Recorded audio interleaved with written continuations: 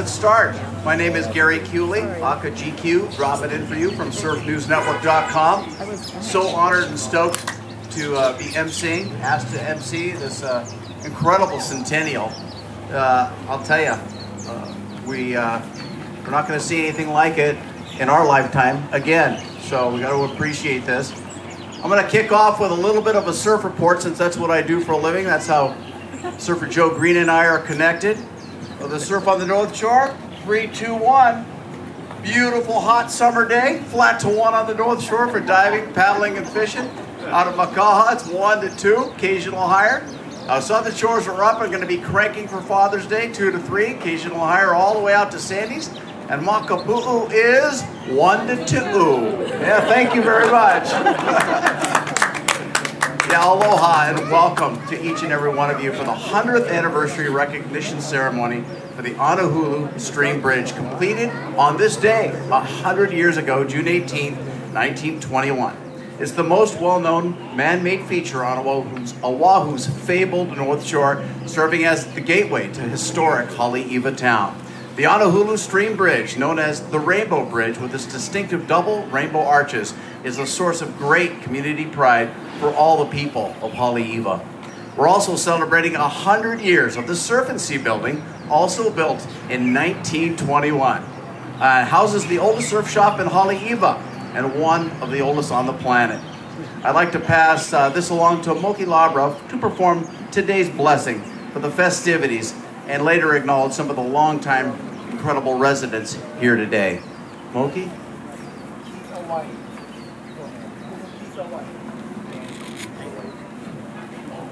Oh, is Keith. Oh, Keith Hawaii as well. Thank you.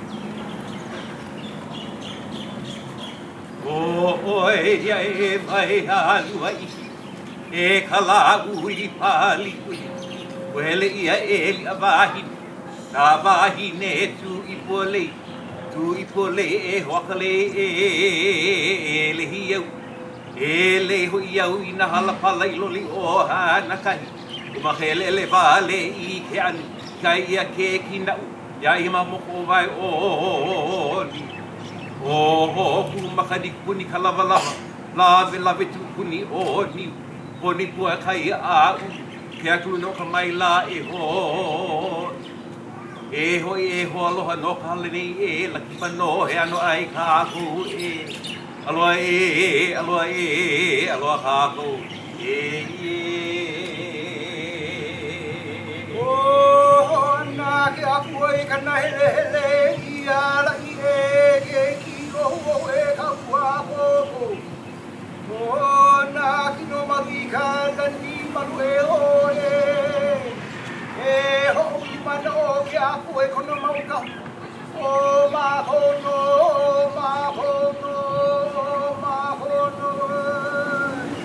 E nana mai nā po ka ai pake Ina e la ka le aloha Ina le ua uta I mana atua E nei no ka uta I O la ka atua hiki o ke he la hoi kana E ka muina ni ka pāhula me he uiwa ala lae Ama ka nana apua E ia ka umo hai aloha ia o e la ka E he aku nei o mai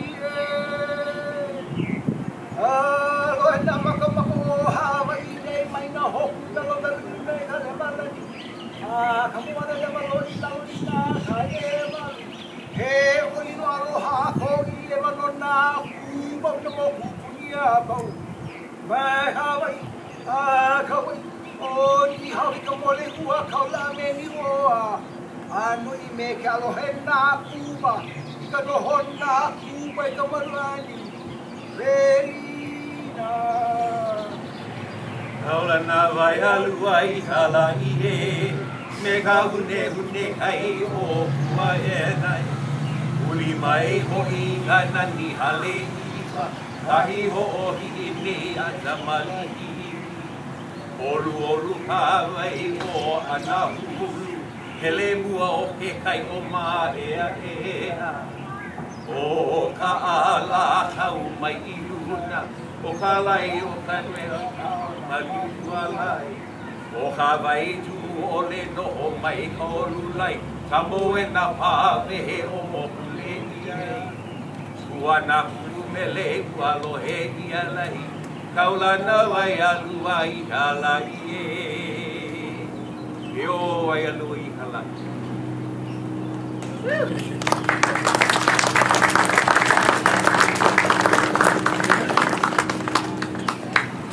All right. At this time, we would like all the Pico families present to please stand.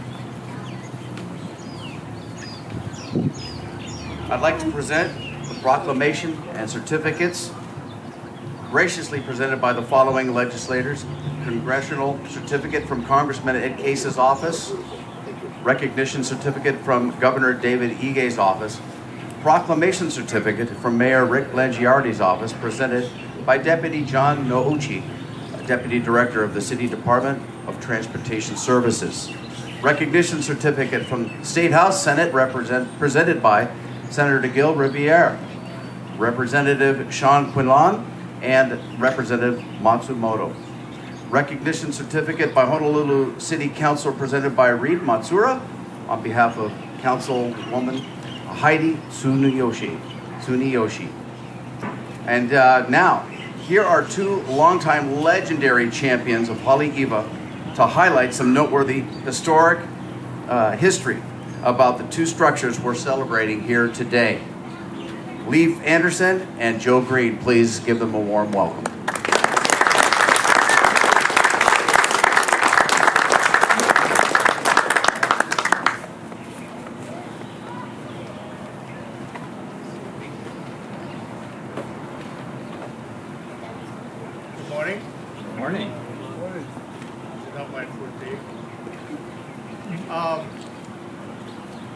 Some of you know, most of you know, I live here.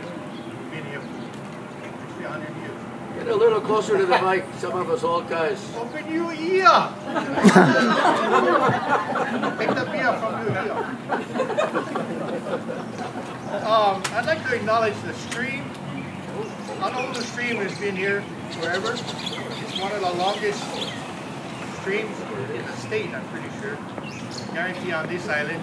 And if not for the stream, we don't need the bridge, we wouldn't be here today. The bridge was designed by a prominent Hawaii architect, Guy Rothwell, and country engineer, Fred Hall, and built by George Marshall at a cost of $71,000. You couldn't touch that for 10 billion. And it only took 9 months.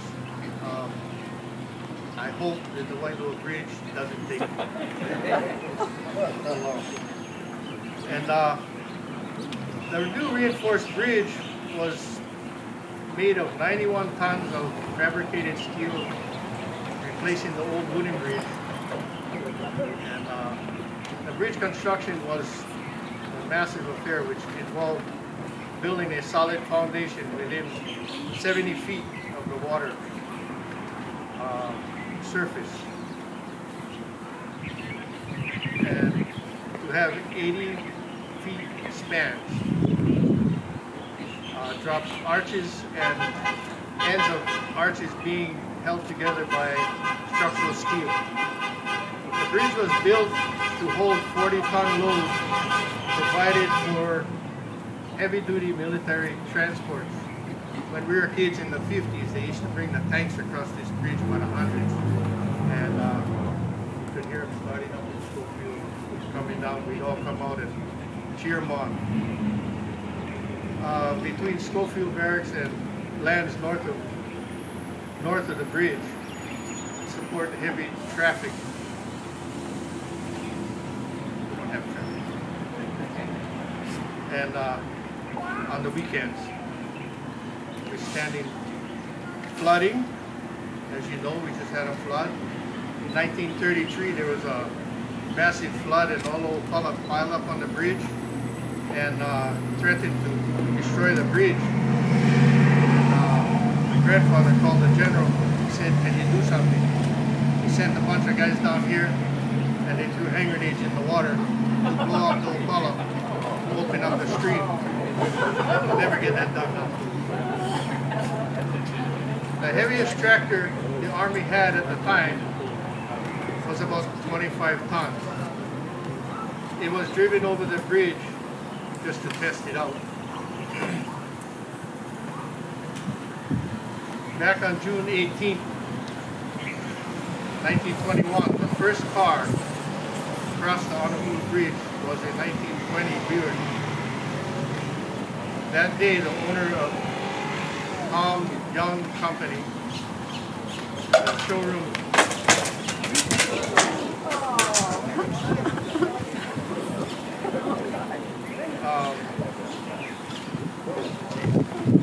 posted that Buick is first, and that when better bridges will be built, Buick would cross them. In the same tradition, I was saying that I gotta keep the microphone. That's not gonna happen.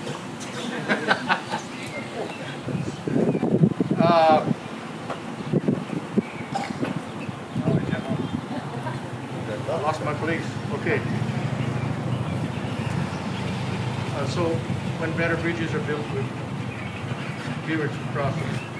Exactly 100 years later, Lithia owners are here in Hawaii has brought its 1921 Buick Encore GX to lead the procession of classic cars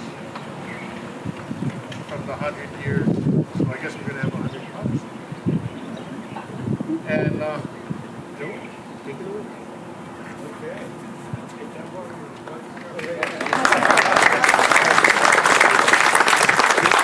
One of my best friends. You know, Lee teaches, he teaches ukulele making. And about 15 years ago, he taught me how to make my first ukulele. I very much appreciate it.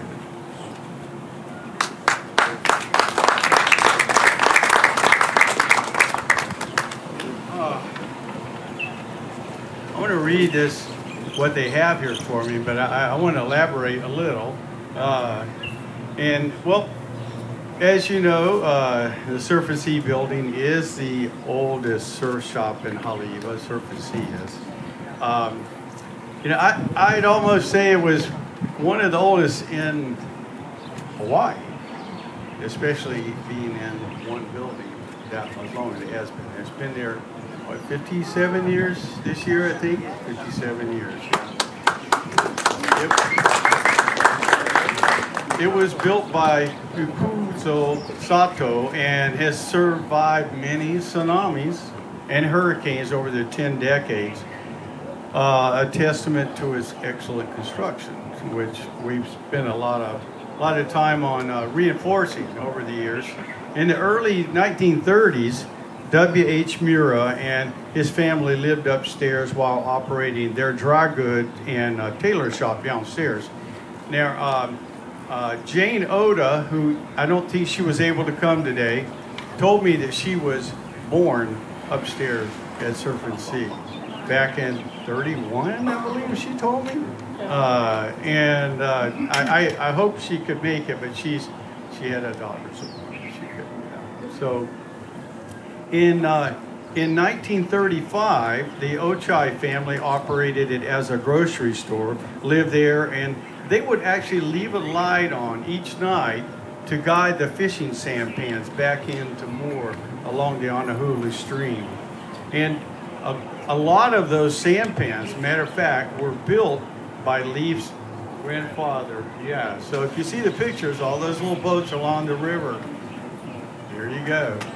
The Mori family ran a soda fountain called Cheeks Fountain. Paul and Priscilla Liskey started Surf and Sea in February of 1964. They were succeeded by Ron Strobel, who also was selling surfboards, hardware, a lot of guns and tackle, and accessories, fishing tackle and dive gear. He had one of the only compressors on the whole North Shore at that time. in 1982, I got in with some partners, and I got the best partner of my life, my wife, Noco. And she and I were able to bring it to what it is now. And you know what they say about every man? There's a equally active wife kicking him in the butt, you know, getting him to do what he should do and when he should do it. There you go, right there. And now there's 3 generations.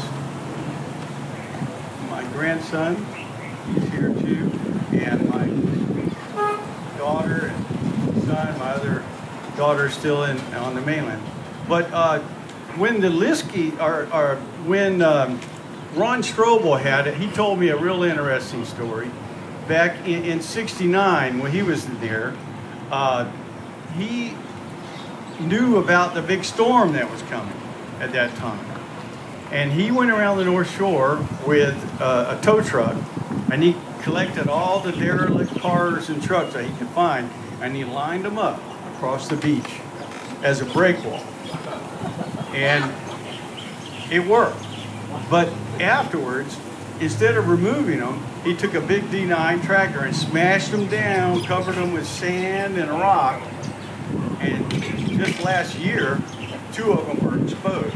There's actually a Volkswagen under that tree right in the back there, and there's a Pontiac under the rocks to the right.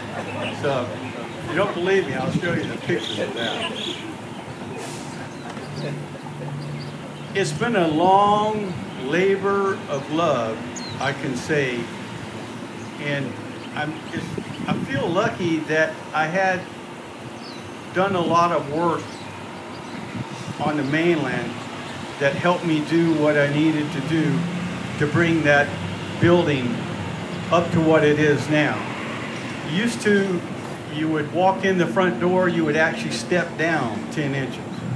And they kind of thought that was the way the floor was, you know, and I'm like, come on, can't you see? Stand back, look, it looks like from across the street. So we went up when they were tearing down the old bridge, the other side of Haleiwa, and got the big Chris Oak beams they had there, brought those down and slipped them under there and proceeded to jack that thing up. But the upper floor wouldn't move. The walls in the front buckled because they just couldn't break it.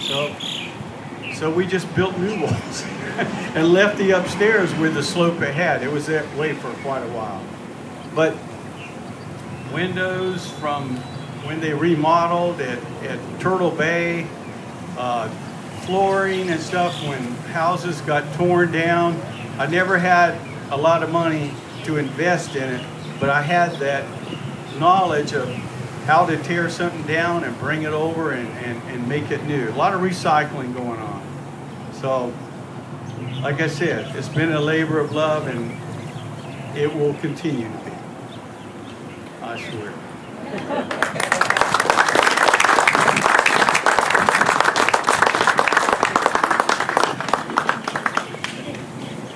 Thank you. Brought up a whole bunch of memories. I bought my first rifle in Circuit. I used to go over there and get all the World War II clothing and stuff like that so we could go and play Army.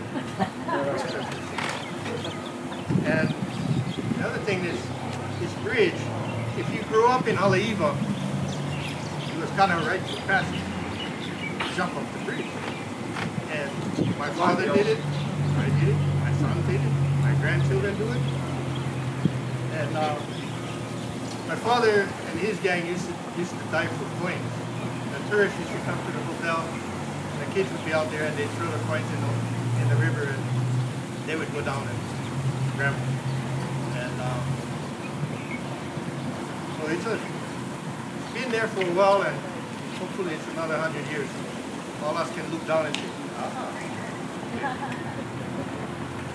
So anyway, I'd like to introduce Avika Tangon, and he grew up in Wai'ehu, Maui, and currently lives in Waimao, Honolulu.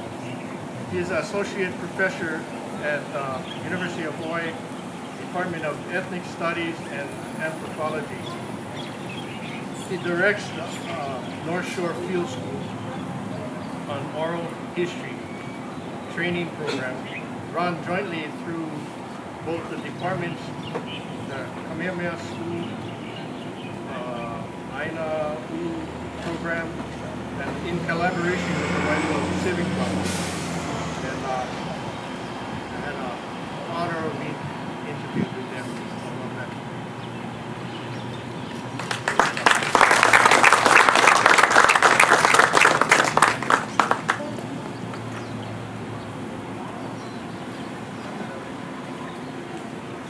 Aloha mai kako. Thank you, Uncle Alif, for that introduction, and to everyone who put this event on.